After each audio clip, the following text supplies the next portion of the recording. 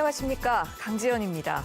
코로나19 바이러스가 종교시설과 방문 판매 업체 등 기존 집단 감염 시설을 넘어서서 아파트나 헬스장, 고시학원 같은 우리의 일상 속으로 파고들고 있습니다. 하루가 다르게 새로운 곳에서 확진자가 발생하면서 우리 주위의 어느 곳에서라도 확진자가 나올 수 있으며 또 누구나 감염이 될 수 있는 위기의 상황입니다. 생활 속 깊숙이 파고드는 코로나19 바이러스를 막는 일은 모두가 생활 방역을 지키는 일뿐입니다. 다시 한번 개인 위생과 방역 수칙을 꼼꼼히 지켜주시길 당부드리겠습니다. 저희 시민의 방송 TBS는 월요일부터 일요일까지 매일 아침 9시부터 9시 50분 TV와 유튜브를 통해 코로나19 특집 생방송을 진행하고 있습니다. 질병관리본부에 따르면 어제 0시 기준으로 국내 코로나19 누적 확진자는 총 13,244명으로 집계됐습니다. 자, 오늘도 서울 상황실 나가 있는 기자 연결해서 지난밤 주요 내용과 현재까지 소식부터 들어보겠습니다. 김승환 기자. 네, 서울시 재난안전대책본부에 나와 있습니다. 네, 전국 확진 현황부터 살펴볼까요? 어제 0시를 기준으로 새로 집계된 코로나19 환자는 모두 63명입니다. 지역 감염 환자가 30명이었고 33명은 해외에서 들어왔습니다. 이틀 연속으로 해외 유입 환자가 지역 감염자 수보다 많은데 어제는 3개월여 만에 가장 많은 수치였습니다. 33명 중 25명은 외국인이었고 8명은 내국인이었습니다. 8개 이상의 나라가 연관됐는데 카자흐스탄이 15명으로 가장 많았습니다. 지역 감염은 서울 5명, 경기 11명, 인천 1명으로 수도권에서만 17명이 확인됐습니다. 또 광주 7명에 충남 3명, 대전 2명, 전남에서도 1명 늘었습니다. 사망자는 2명 늘었습니다. 집계에는 포함되지 않았는데 모두 80대 환자로 확진 후 치료를 받다 각각 그제와 어제 숨졌습니다. 국내 누적 확진자 수는 13,541명이 됐습니다. 이 중 격리 중인 환자는 989명입니다. 예, 서울 지역 상황만 좀 더 자세하게 살펴볼 수 있을까요? 앞선 어제 0시 기준 집계에서 서울 지역 누적 확진자 수는 모두 1,385명이었습니다. 신규 확진자는 10명으로 5명은 해외에서 들어왔고 5명은 지역 내에서 감염됐습니다. 지역 감염 환자 중 1명은 관악구 왕성교회와 관련됐습니다. 다른 1명은 타시도 확진자의 접촉자로 분류됐습니다. 지역 감염자 중에서 이 둘을 제외한 3명은 아직 감염 경로가 확인되지 않았습니다. 사망자는 1명 늘었습니다. 지난달 17일 확진 판정을 받고 치료를 받던 80대 환자입니다. 평소 기저질환을 알아온 것으로 알려졌습니다. 이 집계 이후 서울에선 7명의 확진자가 또 확인됐습니다. 현재까지 이 중 3명은 지역 감염, 4명은 해외 유입 환자로 추정되고 있습니다. 지역 감염 사례만 보면 왕성교회 관련 환자가 또 1명 늘었습니다. 농협은행 역삼금융센터에서도 추가 감염 환자가 1명 더 확인됐습니다. 나머지 1명은 감염 경로를 확인 중입니다. 추가 확인된 확진자까지 더하면 잠시 후 발표될 서울 지역 누적 확진자는 최소 1,392명이 됩니다. 네. 그런데 어제는 경기도 지역에서 가장 많은 확진자가 나왔습니다. 지역 감염과 해외 유입 사례를 합쳐서 모두 18명이 추가가 됐는데요. 경기도 상황은 어떻습니까? 경기 지역 신규 확진자 중에서 가장 많은 비중을 차지한 것은 방문 판매 업체와 관련이 있었습니다. 수도권 방문 판매 업체와 관련된 게 6명, 서울 강남 방문 판매와 관련해서 1명 늘었습니다. 특히 그동안 수원 교인 모임으로 분류되던 감염 경로가 수도권 방문 판매 모임으로 이름이 변경됐습니다.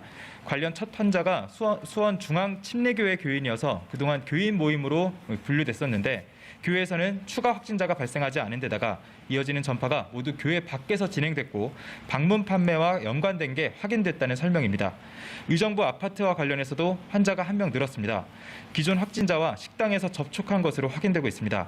그 외에 7명은 해외 유입 사례였고 3명은 아직 감염 경로가 불분명합니다. 그래요. 지금 이 경기 지역 소규모 집단 감염의 경로를 거슬러 올라가 보니까 방문 판매와 연관이 있었다라는 것이잖아요. 이런 다른 사례들도 있습니까? 수원 사례뿐만 아니라 고양시 원당 성당과 광주 광륵사 역시 방문 판매와 관련이 있었다는 게 확인됐습니다. 이에 따라서 하나둘 기존 분류에서 방문 판매 관련으로 변경되고 있는데요. 정부는 방문 판매 업체들이 제품 설명회나 체험 행사 같은 방식으로 영업해 왔는데 불특정 다수가 마스크를 착용하지 않고 체험을 이제 진행한 데다가 이제 많은 무작위로 감염이 이뤄지면서 이렇게 감염된 환자들이 종교 시설에 갔을 때 집단 감염이 이어진 것으로 파악하고 있습니다. 방문 판매업은 지난달부터 집합 금지 등 사실상 영업 중단 조치가 내려진 상황입니다. 또 내일부터는 정규 예배를 제외한 종교 시설의 소모임과 행사, 또 식사가 금지되는 조치가 예고됐습니다. 네. 방문 판매 업종에 대해서 사실상 영업 중단 조치가 내려졌다고 지금 언급을 하셨는데 어제 또 이 조치를 지키지 않은 업체들이 적발되기도 했었죠. 네, 방문 판매와 관련해서 여태까지 가장 많은 확진자가 나왔던 거는 관악구 리치웨이 사례였습니다. 전국적으로 200여 명이 감염됐는데 이 업체는 집합금지 명령에도 지난 월요일 모임을 갖고 영업을 재개한 것으로 확인됐습니다. 서울시는 경찰에 고발 조치했다고 밝혔는데요. 지난달 이 업체가 무등록 업체인 걸 확인하고 고발한 뒤 이번엔 불법 영업으로 2차 고발한 겁니다. 서울시는 리치웨이를 포함해서 현재까지 집합 금지 명령을 어기고 이제 운영을 했던 11개 방문 업체를 적발했고 모두 고발 조치했다고 설명했습니다. 인천에서도 한 방문 판매 업체의 설명회가 가정집에서 이뤄졌던 게 확인됐습니다. 지금까지 참석자 17명 중 5명이 코로나19 확진 판정을 받았는데 일부 확진자가 동선을 속이면서 접촉자 파악이 느려졌고 이로 인해 2차 감염이 이어지고 있습니다. 이 사업자들이 방역 지침을 피해서 가정집으로 파고들고 있다는 건데요. 처벌을 엄중하게 하는 부분도 중요하겠지만 이런 코로나19 사태 속에서만큼은 업체들의 자발적인 자제와 자중도 중요해 보입니다. 자, 마지막으로 서울시가 코로나로 인한 경제 피해 추가 대책을 내놨다면서요. 설명해 주시죠. 서울시가 3차 추경을 통해서 지역 상품권을 추가 발행하겠다고 했습니다. 액면가보다 최고 10% 할인된 금액으로 구매해서 제로페이 가맹점에서는 돈처럼 쓸 수 있는 건데요. 정부와 지자체의 긴급 재난지원금 뒤에 지역 경제가 어느 정도 활기를 찾긴 했지만 아직 부족하다는 설명입니다. 이번에 발행하는 지역 상품권은 총 1,800억 원 규모입니다. 다음 주 월요일부터 구매할 수 있습니다. 추가로 이재명 경기도지사는 정부의 2차 재난지원금 지급을 건의하고 있는 상황인데요. 그게 어렵다면 지역 화폐나 상품권의 할인율을 현행 10%에서 20%로 늘리자는 주장까지 내놨습니다. 지금까지 서울시 재난안전대책본부에서 전해드렸습니다. 네, 김승환 기자 수고하셨습니다. 계속해서 코로나19에 대해 좀 더 자세하게 이야기 나눠볼 텐데요. TBS 보도본부의 문숙희 기자와 함께합니다. 어서 오십시오. 자, 지금 확산 추이를 좀 살펴보면 종교시설을 중심으로 지역사회 전파가 계속해서 이어지고 있습니다. 일단은 교회에서의 소규모 모임은 아예 금지하기로 했죠.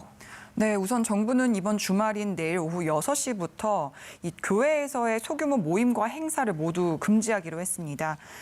지금 교회뿐만 아니라 원어성경연구회라든가 대학생 성교회 등에서도 집단 발병 사례가 계속 이어지고 있거든요. 예. 그렇기 때문에 이런 소규모 모임도 일단 금지하기로 한 겁니다. 이에 따라서 앞으로 전국의 모든 교회에서 정규 예배를 제외한 수련회와 기도회, 성경연구회 같은 모임과 행사들이 모두 금지가 됩니다. 뿐만 아니라 예배를 할 때도 찬송을 할 때 이제 최대한 자제해야 하고요. 한다면 마스크를 꼭 사용을 해야 합니다. 실내에서 큰 소리로 말하는 것도 금지되고 또 교회에서 먹거리를 제공하거나 단체로 식사하는 것도 금지 대상에 포함됩니다. 네. 또 출입자를 꼭 관리를 해야 되는데요. QR코드를 기반으로 한 전자식 출입 명부를 꼭 마련을 해야 하고 이 전자식 출입 명부를 쓰지 못하는 핸드폰이 없어서 쓰지 못하는 분들이 있으시잖아요. 그렇기 예. 때문에 수기로 작성을 할 수 있는 출입자 명부도 꼭 비치를 해놔야 됩니다. 교회 관계자는 방문자의 이름과 전화번호 그리고 신분증 확인을 꼭 해야 하고 이 개인정보를 4주 동안 가지고 있어야 합니다. 네. 이를 어길 시에는 이 교회 관계자뿐만 아니라 이 방문자 또한 이 처벌을 받을 수 있어요. 과태료를 300만 원까지 최대로 부과할 수 있기 때문에 꼭 유의를 하시고 또 집합금지 조치까지 내려질 수 있다고 하니까 이 부분도 유의하셔야겠습니다. 예, 그렇습니다. 그동안 교회에서 모임이나 소규모 활동을 해오셨던 분들은 꼭 주의를 하셔야겠습니다. 그런데 이런 방역 지침을 교회뿐만 아니라 다른 종교시설에까지 확대 적용할 수도 있다고요? 네, 맞습니다. 문제는 이 종교시설이 교회뿐만 아니라 이 고양시에 있는 원당 성당이라든가 광주 광륵사 같은 절과 성당에서도 감염 전파가 계속 일어난다는 점입니다. 예. 그렇기 때문에 정은경 중앙방역대책본부장은 이 교회뿐만 아니라 다른 종교시설로도 이 소규모 모임들이 이 계속해서 일어나면 방역에 이제 구멍이 생길 수 있으니까 말씀드렸던 이 방역 지침을 확대해서 적용할 수 있다고 밝힌 겁니다. 네. 일단 교회를 중심으로 친목 모임을 갖거나 식사를 하면서 감염된 사례가 많이 발생했기 때문에 이 교회에 먼저 적용을 한 거고요. 네. 이 성당과 사찰도 역시나 마스크를 쓰지 않은 채 친목 모임들이 이루어지고 있기 때문에 향후에도 검토를 거쳐서 똑같이 적용할 수 있는 가능성이 있습니다. 그렇군요. 자, 뿐만 아니라 또 코로나19 확산 방지를 위해서 이런 정책도 시행이 되는군요. 이제 밤 시간에는 해수욕장에서 음주라든가 취식을 할 수 없게 됐군요.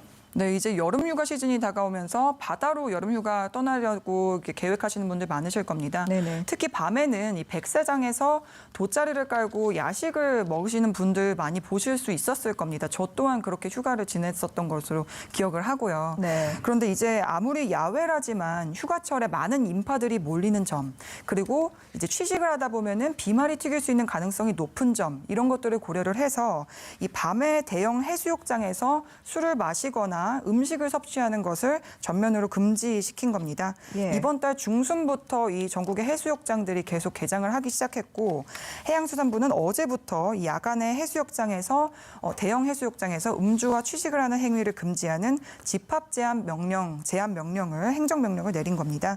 대상은 작년을 기준으로 이용객들이 30만 명이 넘는 대형 해수욕장이고요. 네. 우리가 뭐 잘 알고 있는 이 부산 해운대라든가 강릉 경포대 같은 곳 전국에 21곳이 해당이 됩니다. 네. 적용 시간은 해수욕장 운영이 종료되는 시점인 이 오후 6시에서 7시부터 운영이 재개되는 다음 날 오전 9시부터 10시까지 적용이 됩니다. 네. 그러니까 해수욕장이 운영이 되지 않는 시간들이 모두 해당된다고 이렇게 보시면 되고요. 또 이 각 시도는 경찰과 함께 합동 단속을 벌여서 이 행정명령을 어길 경우 감염병 예방법에 따라서 최대 300만 원까지 또 벌금을 부과할 수 있다고 하니까요. 이 부분 꼭 유의하셔서 휴가 계획 세우시면 좋을 것 같습니다. 네, 올 여름에 그 해수욕장으로 또 휴가 계획 있으신 분들은 이 부분도 꼭 기억을 해 두셔야겠네요. 자, 그런가 하면 방역 당국이 코로나19 전파 위험이 높은 일상 활동들도 또 따로 분류를 했다고 하던데 어떤 내용입니까? 네, 정부는 일상생활을 크게 12가지로 분류를 하고 또 위험도를 높음과 중간, 낮음 이렇게 3단계로 평가를 했습니다. 마스크를 쓸 수 있는지 그리고 비말이 많이 튈 수 있는 환경인지 물건 같은 것들을 공유해서 쓰는지 이런 기준을 해서 이제 이렇게 3개 등급으로 나눈 건데요. 네. 이 기준에 따르면 외식과 운동, 노래, 물놀이가 위험도가 높은 활동으로 구분이 됩니다. 아무래도 침방울이 많이 튈 수 있는 환경이고요. 예. 중간 위험도는 종교 활동과 모임, 사우나 같은 곳으로 밀접 접촉이 많을 수 있는 공간입니다. 그렇네요. 네, 쇼핑이나 독서, 게임 등은 비교적 혼자 할 수 있는 활동이기 때문에 위험도가 낮은 활동으로 분류가 됐습니다. 고위험 일상생활을 할 때는 방역 수칙을 꼭 지키는 것이 좋고요. 이 수칙을 지키지 않으면 코로나19 감염 가능성이 높다고 이제 보시면 됩니다.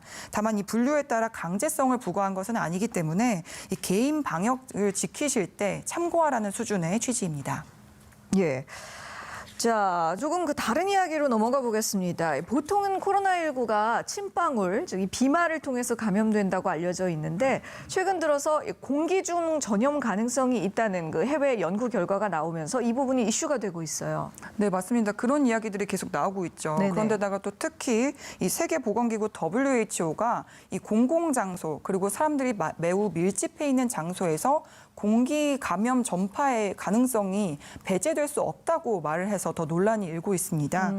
그래서 이 부분이 얼마나 가능성이 높을지 저희 취재진이 알아봤는데요. 먼저 관련 리포트 보시겠습니다.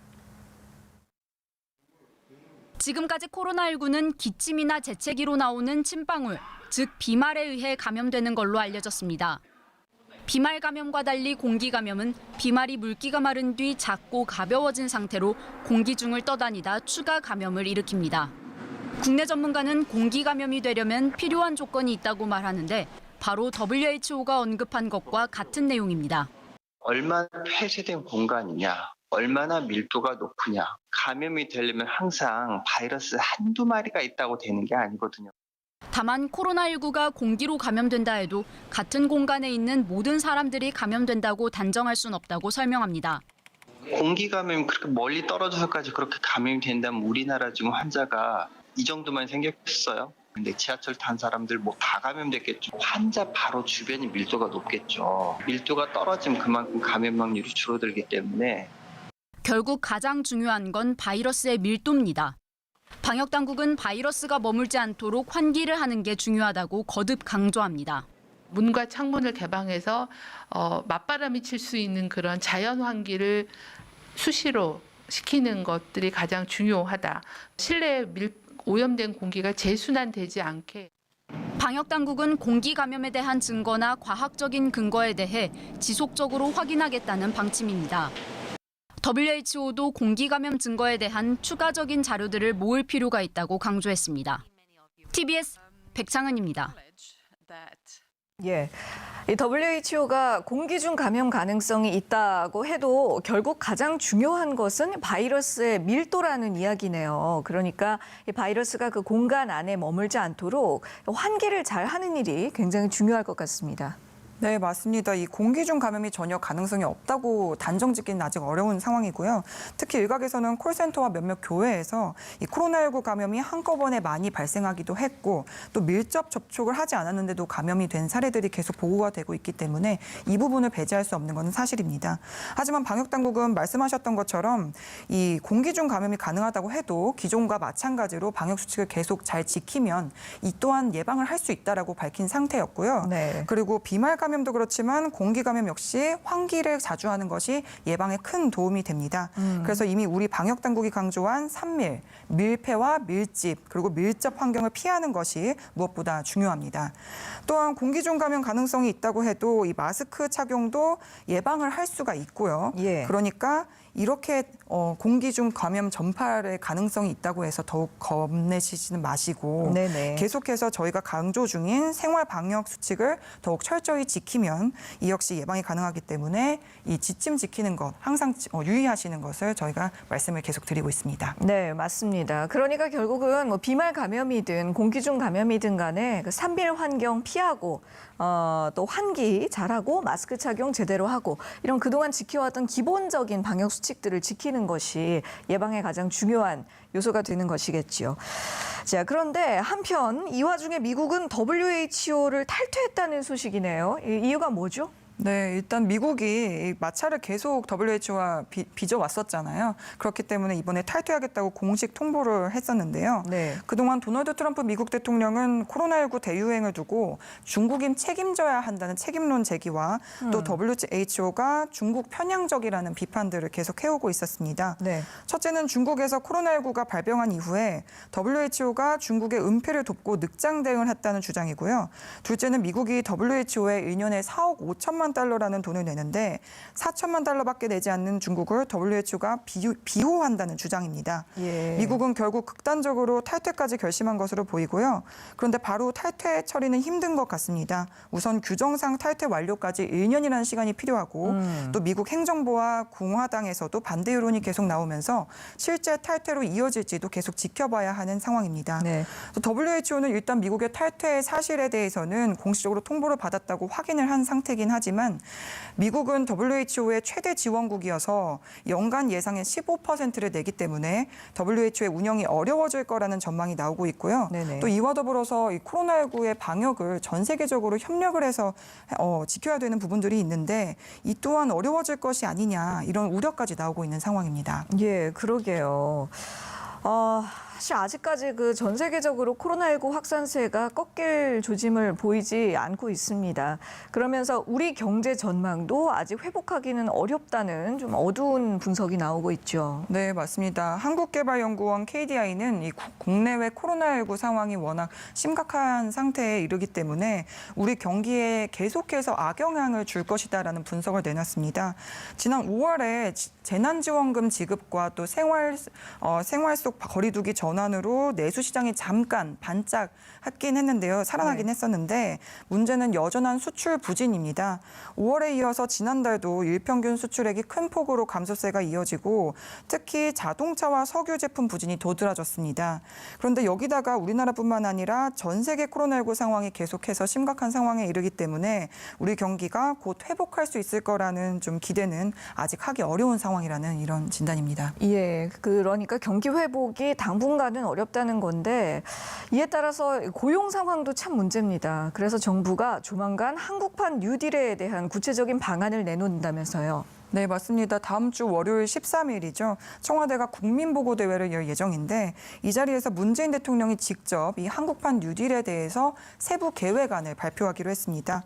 이 한국판 뉴딜은 코로나19를 극복하고 포스트 코로나 시대를 대비하기 위해서 이 정부가 일자리 공급 등을 골자로 내놓기로 한 이 고용 안전망 방안입니다. 예. 지난 4월에 이 한국판 뉴딜 방안이 처음 제시가 됐죠.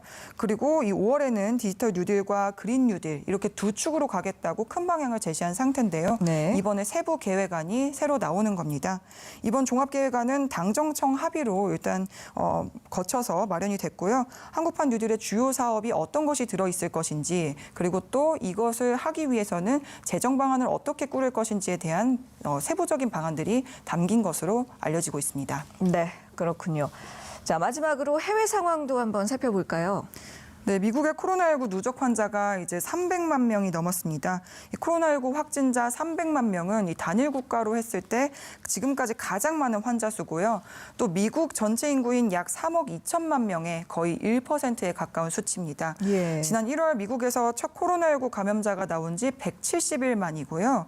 미국은 첫 환자가 발생한 뒤로 100만 명이 넘는데 세 달이 조금 더 넘게 걸렸었는데 네. 이 그 뒤로 한 달도 안 돼서 200만 명이 빠르게 늘어서 300명이라는 수치를 기록한 겁니다. 그러니까 그만큼 확산 속도가 매우 빠르다는 것을 알 수 있습니다.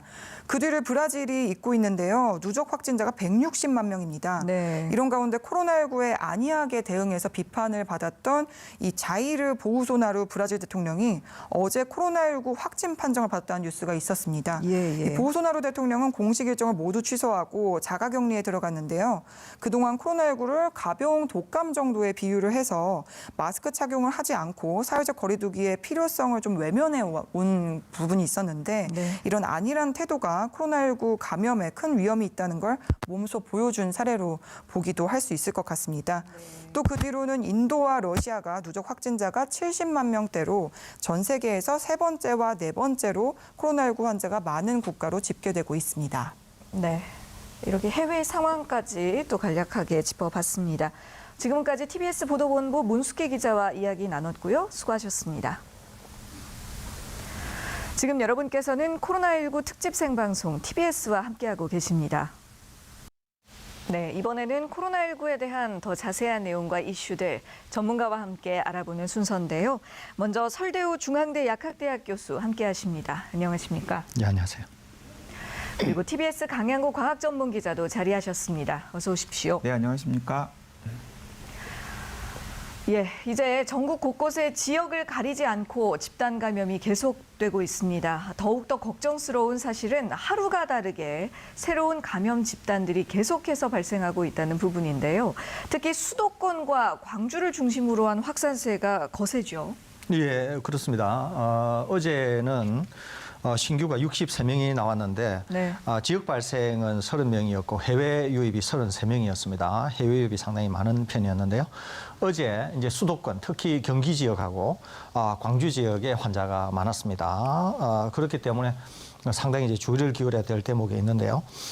다른 지자체보다도 광주가 계속 환자 발생이 많습니다. 네네. 거기에다가 광주 전남 지역은 이미 방역 2단계 조치에 가 있음에도 불구하고 네. 아직까지 이 확산세가 누그러지지 않다고 하는 점, 이 점도 우리가 주목해 봐야 될 것 같고요.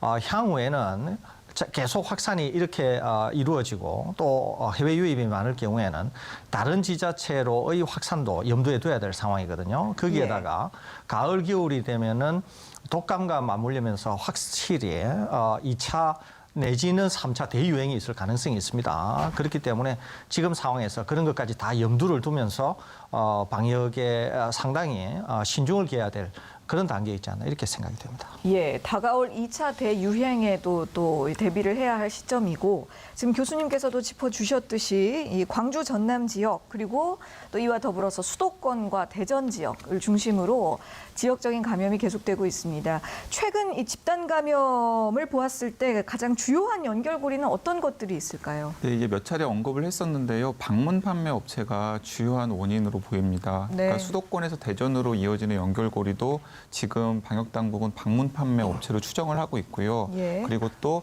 수도권, 대전, 광주로 이어지는 연결고리도 역시 방문 판매 업체이고 광주에서 처음 이 감염이 시작된 것도 표면적으로는 그 광륵사라고 하는 사찰이 부각이 되었습니다만은 네. 사실은 그 이전에 방문 판매 업체에서 사찰이나 교회나 혹은 성당으로 바이러스가 전파된 것으로 추정이 되고 있습니다. 네. 방문 판매 업체 같은 경우에는 이제 두 가지 면에서 굉장히 이제 위험한 점이 있는데요. 하나는 무엇이냐면은 방문 판매 업체의 특성상 사람들을 모아놓고 사은품 같은 곳으로 유혹을 하면서 이제 물건을 판매를 하잖아요. 예. 그렇기 때문에 산밀 환경에 노출이 될 수밖에 없습니다.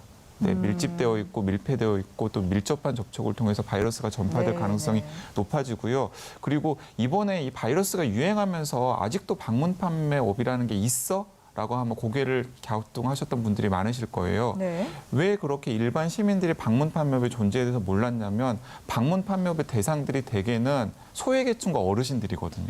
예. 그러니까 소외계층과 어르신들을 여러 가지 사은품을 통해서 이제 판촉을 하는 게 이제 방문 판매 업체의 중요한 판매 전략이었습니다. 그러다 보니까 바이러스가 전파가 되면은 고위험군인 연령대가 높으신 분들한테 또 바이러스가 전파될 가능성이 굉장히 커 보이고 예. 그게 지금 수도권과 대전, 광주 지역에서 고령 환자들이 많이 발생하는 이유이기도 합니다. 그래서 저는 이 수도권과 대전과 광주의 사례를 염두에 두고서 다른 지자체에서도 조금 선제적으로 방문 판매 업체에 대해서 예의주시하면서 약간 집합금지 명령 같은 것들을 고려하는 것도 필요해 보입니다. 예. 이제는 이 전국적으로 다른 지역들에서도 이 방판 업체들에 대한 그 선제적인 관리 감독이 필요하다라는 의견을 주셨습니다.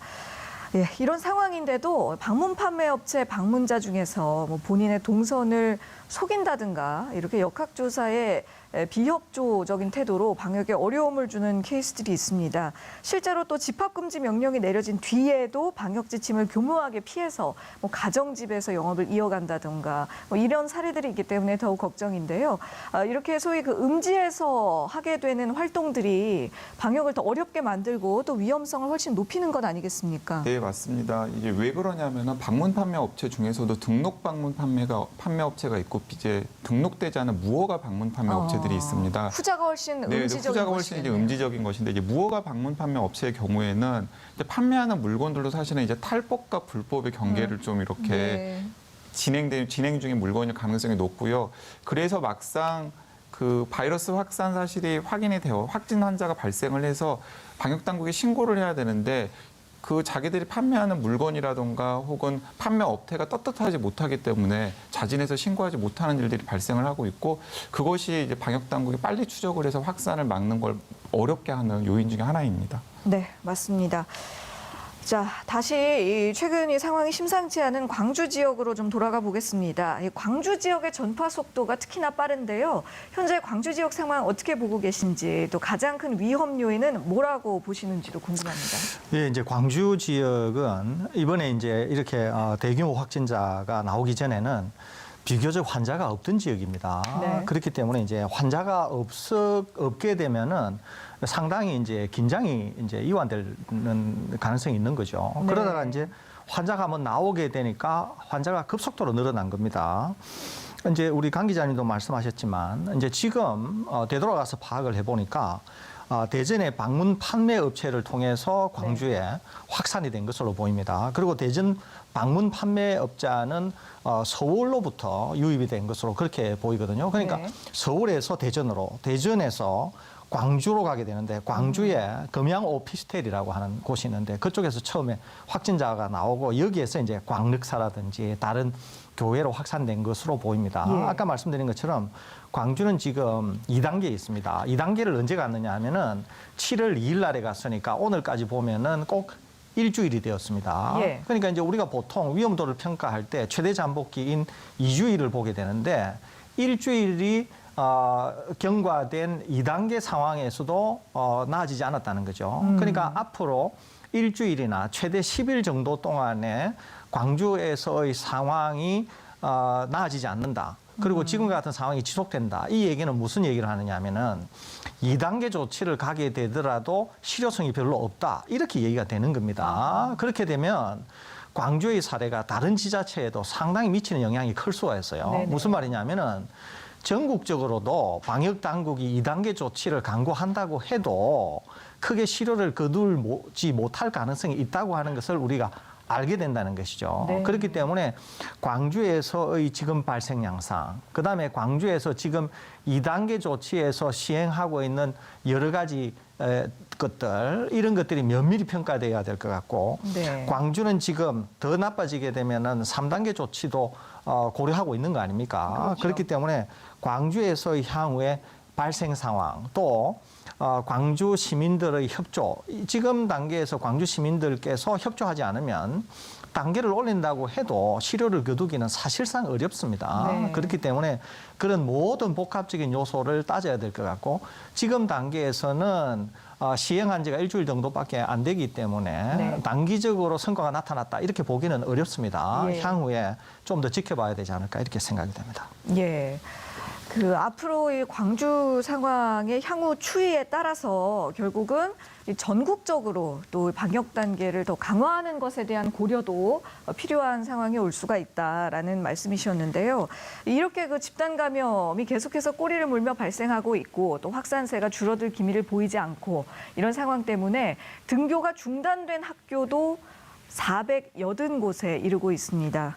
비단 학생뿐만 아니라 가족과 등하원 도우미까지 감염이 됐는데요. 이런 상황 속에서 등교 수업을 계속해서 강행하는 것이 괜찮을까요? 그러니까 방역만 놓고 보면은 사실은 굉장히 위태로운 상황이라고 볼 수 있겠습니다. 예. 이제 이 부분은 좀 이제 명확하게 말씀을 드리는 것이 필요해 보이는데 아이들 같은 경우에는 코로나19에 감염이 되더라도 현재까지 중증으로 이어진 사례는 세계적으로도 드물고 국내에서는 한 건도 없습니다. 그렇죠. 근데 이제 그렇다고 해서 아이들이 다른 사람들에게 바이러스를 전파시키지 못하는 건 아니거든요. 네. 네, 그런데 다행스럽게도 학교 안에서는 선생님들이 교육보다는 방역에 신경을 쓰고 있는 상황이기 때문에 네네. 다행히 학교 내 집단 감염 사례는 아직까지는 나오지는 않고 있습니다. 하지만 아이들이 친구들한테 전파를 하거나 혹은 가족들한테 전파할 가능성은 충분히 있기 때문에 그럼요. 항상 이제 그런 위험은 상존하고 있고요. 제가 이제 한 가지 더 걱정이 되는 것은 무엇이냐면은 지금 여름에 바이러스가 잡히지 않으면 가을 학기에도 이런 비슷한 상황들이 계속해서 반복될 가능성이 크거든요. 자, 그러면 12월 3일 대학 수학능력 시험이 제대로 치러질 수 있을지 예. 상당히 의문이 제기됩니다. 그러니까 시험이야 치를 수 있겠죠. 그런데 예를 들어서 어떤 고3 학생들은 학교에 확진 환자가 생기거나 지역사회 감염 위험이 높아서 3주, 2주, 한 달간 학교를 쉬게 되고 어떤 학생들은 정상적으로 수업을 받는 상황이 되면 분명히 형평성 이야기가 나올 수밖에 없을 테고 그렇네요. 그러면 이런 상황에서 12월 3일 대학 수학력 시험을 그대로 순순히 받아들일 학부모나 학생들이 없을 수도 있거든요. 예. 네, 그렇기 때문에 그런 전체적인 것들을 생각을 해서 여름 방학 그리고 또 가을 학기를 준비하는 좀 선제적인 대응이 필요하지 않나 하는 생각이 듭니다. 예, 맞는 말씀입니다. 이렇게 근본적인 형평성에 대한 논란의 목소리가 제기되기 시작하면 지금 지적해 주셨듯이 앞으로 또 예정이 돼 있는 대학 입시에 대한 일정들이 잡음 없이 진행되기란 사실상 굉장히 어려운 부분이니까요. 네. 자, 이제 또 다른 사례를 살펴볼까요? 고향의 한 성당에서도 확진자가 발생했는데요. 성당에서 환자가 발생한 첫 사례이기도 합니다. 그런데 이렇게 종교시설에서 확진자가 계속해서 나오는 이유가 뭘까요? 예, 우선은 종교시설, 특히 큰 종교시설에서 집단 감염이 된 사례는 매우 드뭅니다. 네. 이제 방역 수칙을 잘 지키고 마스크 착용이나 발열 체크 이런 걸 잘하기 때문에 그러는데 대부분 종교시설에서 집단 감염이 생긴 것은 네. 공식적인 종교 모임 이후에 이루어지는 소규모의 종교 모임, 사적인 종교 모임 이런 걸 통해서 일어나는 것이거든요.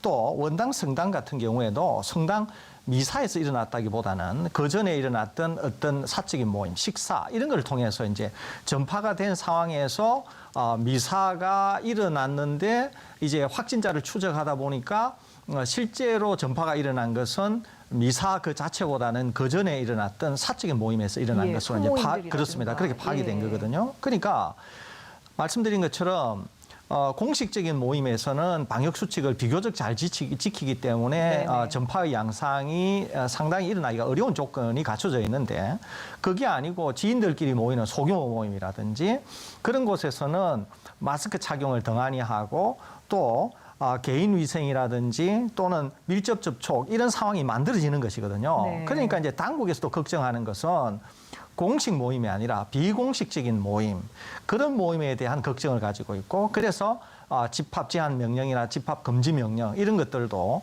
공식 미사나 예배 모임보다는 비공식적인 것에 초점이 맞춰져 있기 때문에 교계나 교회에서는 오히려 비공식적인 그런 모임에 대한 그런 주의 또는 어떤 환기 이런 것들이 필요하지 않을까 이렇게 생각이 됩니다. 예, 맞습니다. 그래서 이렇게 뭐 교회, 또 성당, 사찰 등등 종교시설 관련 확진자가 줄어들지 않고 있기 때문에 방역당국이 내일부터 이 교회를 대상으로 새로운 방역 지침을 적용하기로 했습니다. 자, 어떤 내용인지 소개해 주시죠. 네, 이제 가장 특징적인 것이 방금 설 교수님께서 말씀하신 이제 위험한 모임들, 그러니까 정교 예배 외에 뭐 수련회라든지 기도회라든지 구역예배라든지 부흥회 같은 것들을 금지하는 것이 이제 가장 큰 골자인데요. 예. 근데 저는 이 대책이 별로 실효성이 없으리라고 생각을 합니다. 왜요? 왜 실효성이 없냐면 수련회나 기도회나 부흥회나 성경 공부 모임 같은 것들을 공식적으로는 금지할 수 있습니다. 하지만은 교회를 가면은 교회를 가신 분들 중에서 친한 분들이 예배 후에 식사를 하거나 혹은 사적인 모임을 가지는 것은 사실 이 범주에 들어가 있지가 않거든요. 예. 그렇기 때문에 그런 비공식적인 모임들은 이 교회 예배를 보는 한은 계속해서 교회를 중심으로 해서 생길 수밖에 없습니다. 예. 그렇기 때문에 저는 이 지역의 바이러스 밀도가 계속 높은 상황에서는 교회나 성당이나 사찰의 소모임들을 중심으로 해서 계속해서 감염자들이 나올 수밖에 없다라고 생각을 합니다. 예. 그러니까 일단 교회에서는 금지를 하겠죠. 성경 공부 모임 하지 마세요. 뭐 성가대 연습하지 마세요. 그리고 뭐 수련회도 가지 마세요. 하지만은 친한 사람들끼리는 예배 전이나 예배 후에 모여가지고 차를 마실 수도 있고 식사를 할 수도 있잖아요. 마치 네. 우리들이 일상생활에서 지인들이나 친구들을 만나는 것처럼. 그러면은 거기에서는 마스크를 벗고서 또 아주 밀접하게 접촉을 해서 대화를 하거나 식사를 할 것이기 때문에 그런 식의 바이러스 전파는 기본적으로 지역사회 감염의 수준이 낮아지지 않는 한은 계속해서 발생할 수밖에 없을 것이라고 생각을 합니다. 그래서 이렇게 제한을 한다고 해도 어떤 그 실질적인 효과가 얼마나 될지는 저는 굉장히 제한적일 것이라고 생각합니다. 의문스럽다는 말씀이시군요. 자, 그렇다면 두 분께 한번 여쭤보고 싶습니다. 지금까지 저희가 뭐 종교시설이라든가 또 방문 판매 업체라든가 현재 발생하고 있는 집단 감염의 근원지들에 대해서 이야기를 자세하게 해보고 있는데요. 두 분께서는 최근 가장 우려스러운 곳이 있다면 어디고 또 이유가 뭔지 한번 두 분 의견 들어보고 싶거든요. 저는 전파라기보다는 피해라고 하는 관점에서 좀 접근하려고 하는데요. 네. 그게 뭐냐면은 지금 바이러스 농도가 높고 깜깜이 환자가 많기 때문에 사회 전반에서 선제 대응을 한다고 하는 것은 사실상 상당히 어렵습니다. 오히려 피해를 최소화하는 것이 좀 더 적합하다 이렇게 보는데요. 예. 그리고 향후에는 바이러스 전파 양상이 많아지면서 상당히 중증 환자가 많이 쏟아질 가능성이 많습니다. 네. 그렇기 때문에 그런 점에서 본다고 하면 저는 고위험 시설인 요양원이나 요양병원 여기에서의 선제적 대응은 지금도 가능하고 향후로도 가능하거든요. 그래서 지금 우리가 가장 급한 것은 선제적 대응을 이런 고위험 시설, 특히 중증 환자가 쏟아져 나올 수 있고 상당히 방역과 관련해서 또는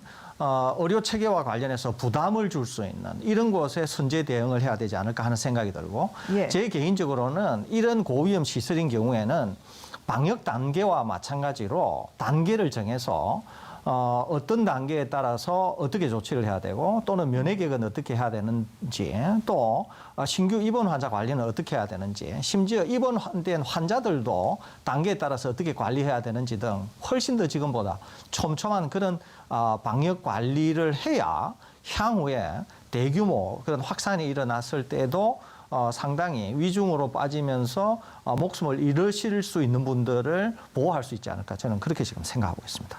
예. 그러니까 요양원과 요양병원을 교수님께서는 짚어주셨는데 이제 이런 고위험 시설들이 가장 위험하다기보다는 이런 시설들은 선제적인 대응이 충분히 가능하기 때문에 앞으로의 우리의 그 방역 향방에 있어서 굉장히 중요한 부분이 될 수 있다.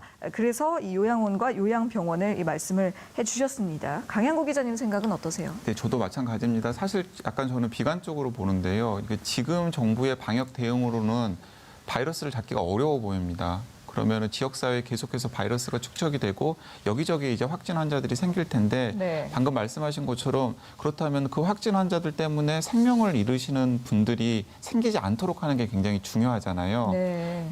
그러면 이제 고위험자들을 보호를 해야 되는데 그 고위험자들이 몰려 있는 곳이 요양원이나 요양병원이나 실버타운들입니다. 맞습니다. 네, 그런 곳들에 바이러스가 들어가지 않도록 보호하는 것이 지금 가장 급선무가 되어야 되는데요. 네네. 사실 그것도 쉽지는 않습니다. 왜냐하면 2, 3월에 대구 경북을 중심으로 해서 유행이 되었을 때는 65세 이상의 고령 환자 비율이 3분의 1 수준을 넘지 않았었어요. 예. 그런데 지금은 수도권, 대전 그리고 광주, 전남의 65세 이상의 고령 환자의 비율이 거의 3분의 2, 70%를 넘어서 80% 육박하고 있는 상황이거든요. 예. 이 말은 무슨 말이냐면 지역사회에서 환자들이 많이 발생을 하면은 결국에는 그 환자들이 젊은 사람들보다는 이제 중증의 나이 드신 분들이 많을 수밖에 없다라는 것을 방증하는 대목이어서 굉장히 우려스럽고요. 거기에다가 덧붙여가지고 요양원이나 요양병원이나 실버타운까지 뚫리면 네. 더 심각한 문제들이 생길 수 있기 때문에 이제 그곳의 피해를 최소화하는 여러 가지 대응책을 좀 강구해야 될 필요가 있어 보입니다. 예.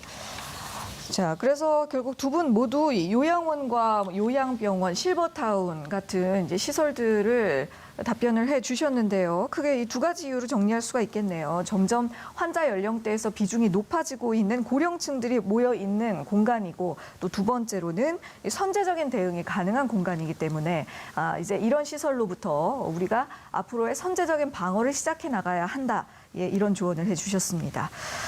자, 한편 어제 질본 브리핑을 보니까요. 확진자 약 9천 명에 대한 임상정보 분석 결과를 발표하더군요. 이 내용 중에서 또 중요한 부분도 다시 한번 짚어볼 필요가 있어 보입니다. 예, 이 데이터는 상당히 중요합니다. 이제 이게 왜 그러냐면 향후에 대규모 환자가 나왔을 때 우리가 방역을 어떻게 해야 되나 계획을 세우는 등 이런 데 대한 중요한 자료가 되기 때문에 그러는데요. 어제 발표한 걸로 보면 약 9천 명, 4월 30일까지 발생했던 환자 중에서 약 9천 명을 분석한 건데요. 우선은 중증 이상, 그러니까 상당히 산소 치료가 필요한 그리고 상당히 위태로웠던 그런 중증 이상 환자가 약 9% 정도 되고 네. 경증이 한 91% 정도 된다는 겁니다. 그런데 중증 이상인 분들 중에서 연령이 높은 분들은 상당히 위중에 빠진 비율이 높습니다. 예. 특히 80세 이상인 경우는 중증 위중으로 빠진 게 거의 60%나 됩니다. 그러니까 이분들에게 감염이 될 경우에는 거의 뭐 반 이상이 중증이나 위중에 빠진다 이렇게 볼 수 있는 거죠. 그러니까 이 데이터는 무엇을 얘기하느냐 하면 향후에도 대규모 확산이 일어나고 특히 나이 드신 분들이 감염이 될 경우에는 상당히 위험해질 수 있다. 목숨까지 위태로워질 수 있다. 이런 네. 얘기를 하고 있습니다. 뿐만 아니라 젊은 분들은 비교적 경증에 이른다고 하더라도 예. 이분을 통해서 감염 확산이 될 경우에는 역시 이제 중증으로 빠지게 되고 또 우리가 이제 제한된 병상이 있기 때문에 그렇게 될 경우에는 의료 체계에 상당히 부담이 될 수 있다. 이런 얘기도 덩달아서 이 데이터가 네. 보여주고 있는 것이거든요. 그런 다음에 중증으로 빠졌을 때는 대충 한 치료 기간이 24일 정도 걸린다. 이런 데이터도 있습니다. 네. 그렇기 때문에 비교적 이제 소상하게 데이터가 나와 있는데 우리로서 지금 알 수 있는 것은 확실하게 알 수 있는 것은 뭐냐면 우리는 조기 진단이 되고 조기 치료에 돌입하기 때문에 비교적 데이터가 상당히 양호해 보입니다. 다른 외국에 비해서. 예. 그런데 외국은 우리만큼 신속한 진단, 신속한 치료에 돌입하지 않기 때문에 실제 우리 데이터가 외국에 적용이 되기에는 좀 어려운 측면이 있습니다. 우리 데이터는 워낙 결과가 좋기 때문에. 예. 그럼에도 불구하고 여전히 이 데이터가 보여주고 있는 것은 중증이면서 기저질환을 갖고 계신 분들은 상당히 위험하고 반 이상 정도가 중증에 빠진다. 이것은 확실히 데이터가 보여주고 있는 결과다. 이렇게 분석할 수 있겠습니다. 제가 예. 하나만 덧붙이면은요. 네. 약간 간과되었던 부분이 그동안은 70대나 80대 위험성에 굉장히 초점을 맞춰져 있었습니다. 그랬지요. 근데 이번에 발표된 데이터를 보면은 50대의 경우에도 8.3%, 그러니까 10명 중에 1명이 산소 치료를 받을 정도로 중증으로 이어질 가능성이 있다라는 사실이 나오고요. 보통은 고위험군을 한 60대 정도부터 보잖아요. 그렇습니다. 근데 우리나라가 그러니까 워낙에 조기에 발견을 해서 방금 말씀하신 것처럼 치료를 잘 하기 때문에 네. 상대적으로 50대, 60대의 위험도가 부각이 되지 않아 보이는데 사실 실제로 들여다보면 50대도 8.3%, 그리고 60대도 17.1% 정도가 예. 산소 치료가 필요할 정도로 중증으로 이어져서 관리를 받았다라는 사실을 확인할 수가 있습니다. 네네. 그러니까 무슨 말이냐면은 환자들이 굉장히 많이 발생을 해서 의료 체계가 중증 환자들을 제대로 감당할 수 없는 수준의 상황이 우리나라에서 생긴다면은 네. 70대 이상뿐만 아니라 50대, 60대 환자들 중에서도 10명 중에 1명 혹은 5명 중에 1명 정도는 자칫하면은 굉장히 심각한 상태로 이어질 가능성이 있다라는 사실을 보여주는 데이터라서 그런 부분들에 좀 초점을 맞춰야 될 것 같습니다. 예. 잘 알겠습니다. 그런가 하면 최근에 코로나19 바이러스가 변이를 계속하면서 전파력도 계속 강해지고 있다라는 소식을 계속 전해드렸는데요. 얼마 전에 교수님께서도 그 바이러스 유형에 대해서 자세하게 설명을 해주신 바도 있고요. 그런데 이런 변이에 강한 천적 항체를 국내에서 찾았다는 소식이 있습니다. 이건 어떤 내용인가요? 예, 이제 제일 중요한 변이가 이제 D 폼에서 G 폼으로 바뀐 건데 이게 이제 확산 속도가 한 6배 정도 높다는 거죠. 그런데 네. 우리나라 이제 모기업에서 항체 치료제를 개발하고 있는데 네. 이렇게 변이된 바이러스의 중화 항체 기능이 한 10배 정도 높은 항체를 발굴했다는 이야기거든요.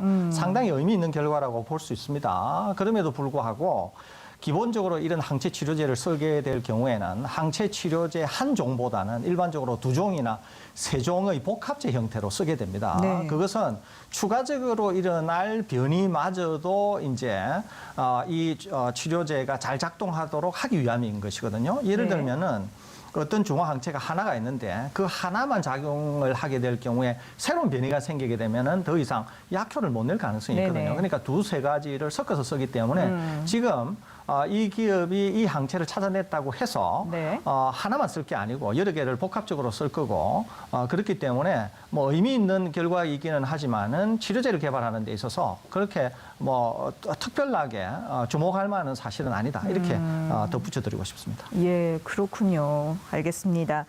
자, 지금까지 설대우 중앙대 약학대학 교수 또 강양구 TBS 과학 전문 기자와 말씀 나눴습니다. 두 분 수고하셨습니다.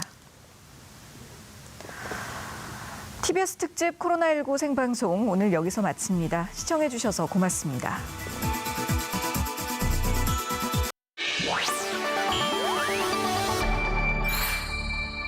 TBS